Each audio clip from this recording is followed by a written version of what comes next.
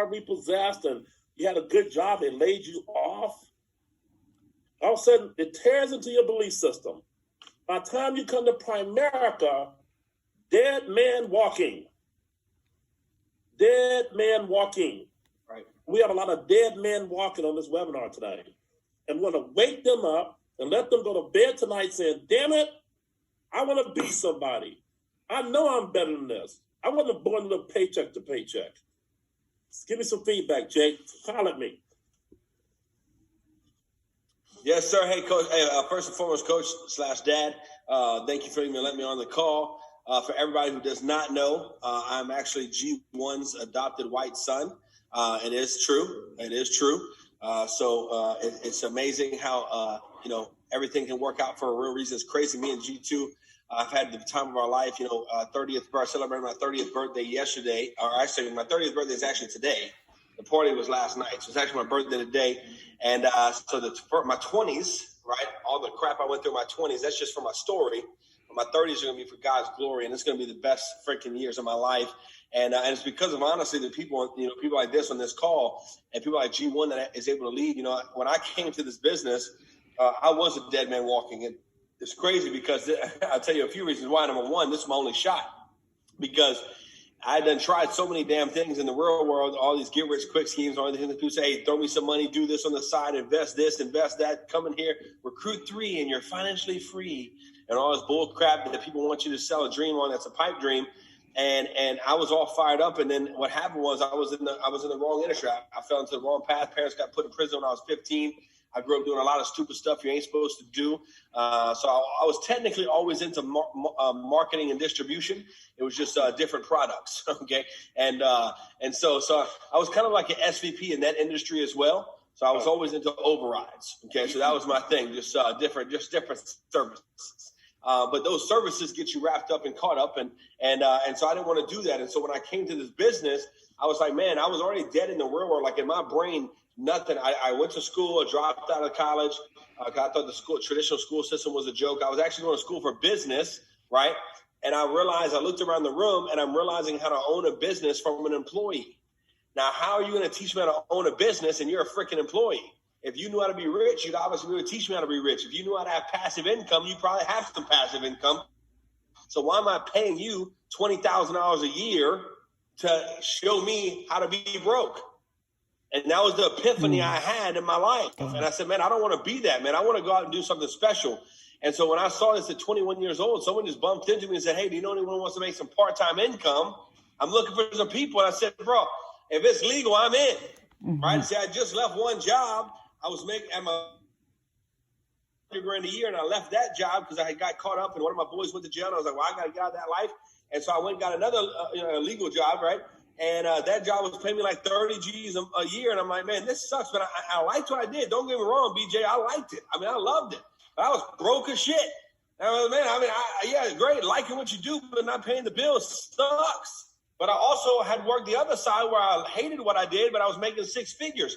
So I tasted the money, but had no purpose. I had no fulfillment. I had no direction, right? But then I felt like I had purpose and I was broke. And I said, man, if I can do both, if I can have purpose and wealth, then I could change not only my life, but I could change other people's life. And then Primerica walked in my life. Watch this.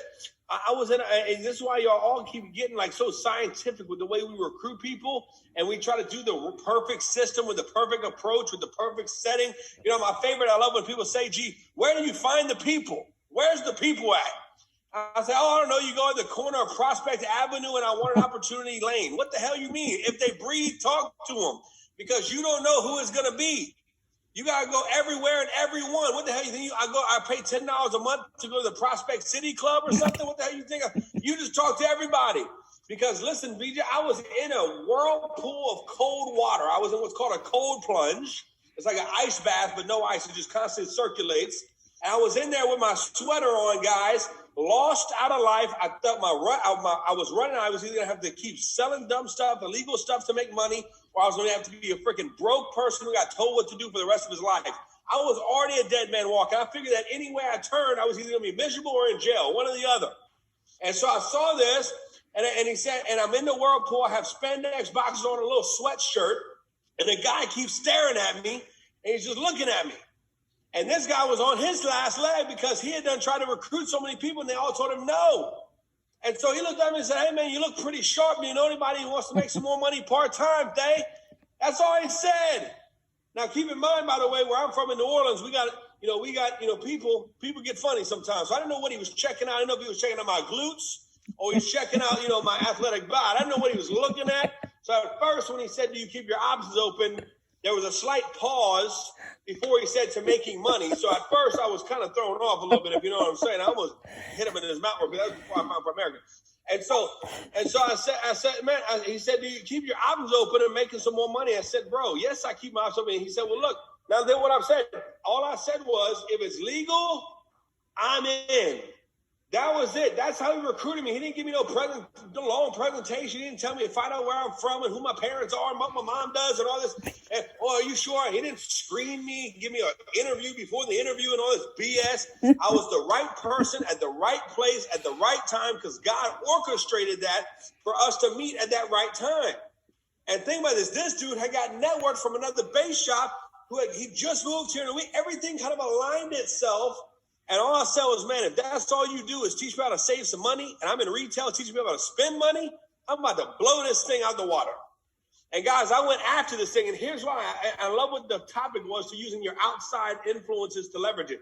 Listen, I was a broke joke with an attitude. I had no market. I was 21 years old. I had no people skills.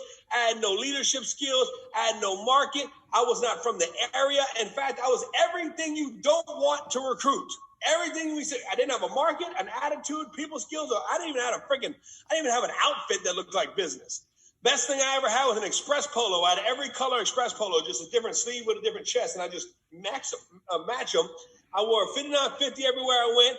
I had every pair of Air Maxes you could own, okay, and the hat to match it because I was fly like Biggie, right? And right, and I said, man, I don't know what the hell I'm doing. I don't even know what a mutual fund is. I was like G1 when he said, I thought a mutual fund was a DJ because we all have mutual fund. I didn't know what that was. And I said, but look, if you can do it, I can do it. You know why? He said, man, we have like 5,000 people make $100,000 a year. I said, well, there ain't no way in hell 5,000 people are better than me, baby. They just did it first. So I got to figure out what the hell they did, how they did it, and I got to go do it. And so when you look at people and say, well, how did you know you could win? I didn't, honestly, no BS. I didn't believe I could win. I believe I couldn't lose if everyone else won. Yeah. I'll say it again. I didn't believe I could win. I thought there ain't no way in hell I'm going to walk in as a 21-year-old kid who was just selling products that you get locked up for to walk in and say, hey, I would love to invest your money in a mutual fund with a track record of 50 years of 9.5% interest. There's no way in hell I was going to put on a tie. I used to call dress shoes church shoes because the only way you wore those shoes if you were going to church. Like, oh, you got some church shoes on. So there was no way. But what I said was, if all those other people are doing it, there's no way I can lose because they ain't going to outwork me. Yeah. And they ain't going to outgrind me. They're not smarter than me. They just learned it. And if it can be taught, if it can be learned, it can be taught. And so, guys, I went after this thing. Now, I didn't have the Montesi records and all that. I went a little slower. I didn't make $350,000 until I was 25, not 22. Right? So I was a little slower. I didn't hit $100,000 base shop until my 11th month, not my 3rd month. Okay, I didn't do any of that.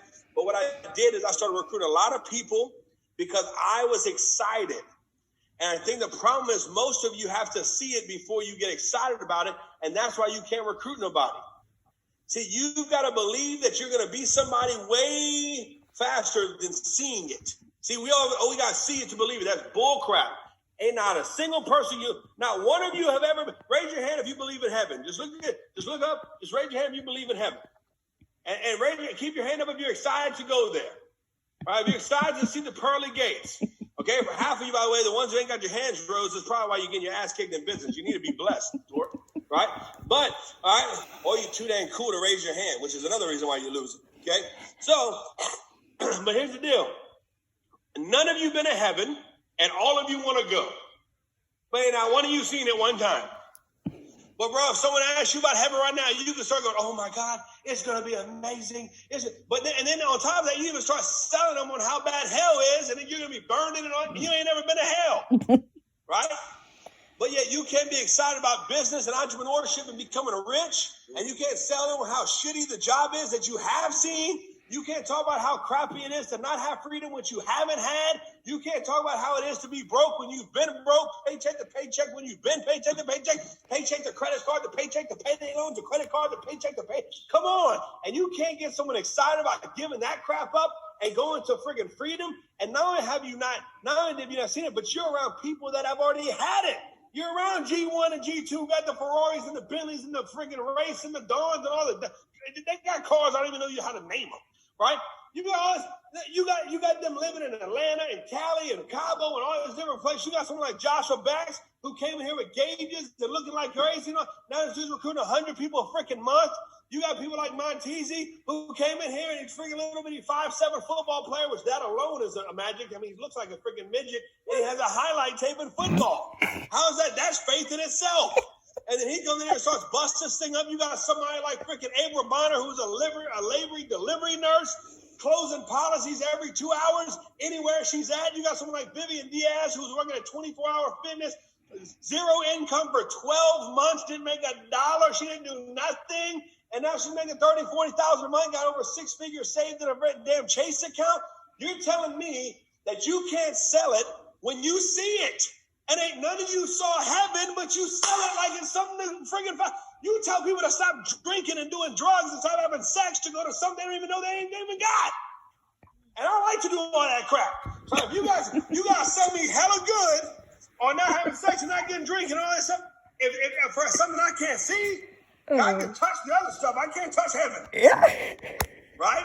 But you're going to tell me you can't sell Primerica when you can't actually touch? Look, watch this. Hold on, let me make sure. She's real. Oh my God, he's real. I'm really real. I can literally touch him.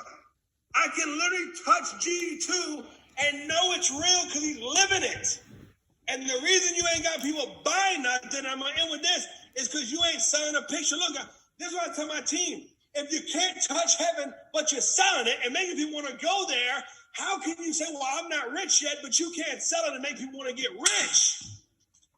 You better start filling your soul with dreams, with excitement, with why, with a vision. If you would have came to my birthday party last night, you would have seen 150 people of every color, every race, every age. We had fat people, skinny people, slow people, fast people, nerds, jocks, introverted, extroverted, gangsters, pimps, ladies, men. I mean, we had it all, man.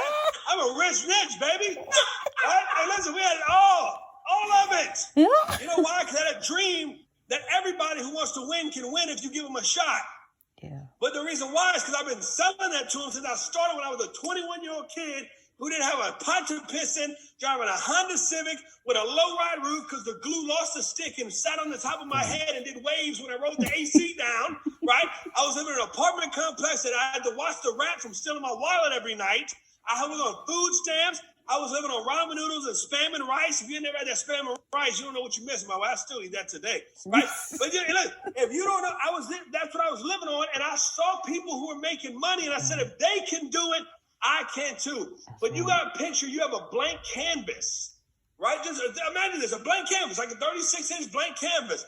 If I told you right now, right, if I told you, Thayer, if I told you, BJ, Kim, if I told you, Josh, hey, man, look, I got this canvas, BJ. I'm going to sell it to you right now for $100,000. Boy, you look at me like I was stupid. You got a blank canvas. What the hell? I ain't giving you no $100,000. Man, my green paper is more valuable than that. But for some way, I invented something and rewoke Leonardo da Vinci, and he painted the Mona Lisa in front of your eyes, original. Not only would you give me $100,000, you give me $10 million, because that thing would be worth so much that it'd be priceless. Right. But here's the point. The canvas never changed. It was the same piece of freaking canvas, but the picture that was painted on it was priceless. The reason you people ain't buying your pictures because you ain't paid not worth buying. You talking about your freaking problems and your negativity and what you going through and your tummy hurting and your hangnails and your chargebacks and the people who quit on you. And oh my God, I've recruited 100 people and some of them quit. They ain't no one buying that. You know, you got to sell the dream, man. One day we're going to make millions. One day we'll be calling each other and say, man, let's go to Fiji. Well, whose jet we taking? One day we're going to be riding the 10th car we got for the last month. One day we're going to have our money making $1 million in a day versus saving $1 million. My Ameritrade account 2 days ago made me 30 grand in one day. My money is paying me more money a day than I used to make at a job a year because I had a dream. And do I have bad crap happen? Hell yeah. Do I have people quit? I recruited 1,000 people this year, or 1,200 people this year. I got 250 showing up. Let me tell you, 1,000 people quit on me. Tell me I was a joke. Tell me I was never going to make it. All the haters at the beginning said, you're brainwashed, stupid. You're brainwashed. You're never going to win there. It's a freaking joke. You're never going to make it. And now all them same haters are asking if I'm hiring. Yeah. You got to hear me. I believed in something before I saw me living it, because I saw other people living it, and there was no way that God gave them a gift that he didn't give me. Right. He just gave them a gift that they were willing to use, and I was either going to be too damn lazy or egotistical to use my own gift and keep saying, well, I just ain't got it. Bull crap. I just ain't got it. I ain't using it. Yeah. I'm going to end with this. I got what I got because I got it from day one. Yep. I got what I got because I got it from day one. I got that this was $1 million opportunity. I got that I could change my life here. I got that I could impact other people's lives here. I got that I could get passion and residual income.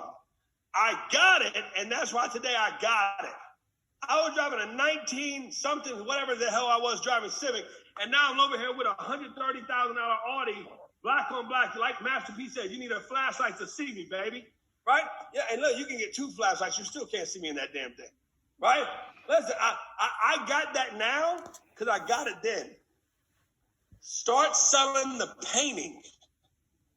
Start painting the picture worth buying, and people will follow you to the day they got it. Stop thinking you got to have it to see it. Just like seize it. You got to seize it before you seize it. See, a lot of you ain't seeing it here, and you ain't seizing it there. You got to see it, and then you'll seize it. Dad, I love you. I'm out. Man, drop the mic. Drop the mic. Thank you so much for blessing us with that message at the end. Wow, man, you hit them hard. How do you sleep tonight after that? Like, how do you guys just go lay in bed and just fold up and act like you didn't hear that? Man, I wish we could have recorded that. We'll get you again. But matter of fact, you're coming down in February to our event in February, so you get a chance to see them up close and personal. Yes, can't wait. February, I'm coming in hot, Coach. I'm coming in hot, Dad. I know you are. I know you are, brother. Just keep growing your numbers and keep doing what you got to do. And we're going to have some fun together. I love you guys. Good night. I'll see you at the top because the bottom is way too crowded. Travel safe, Gary. Keep down on the way home. April 9th.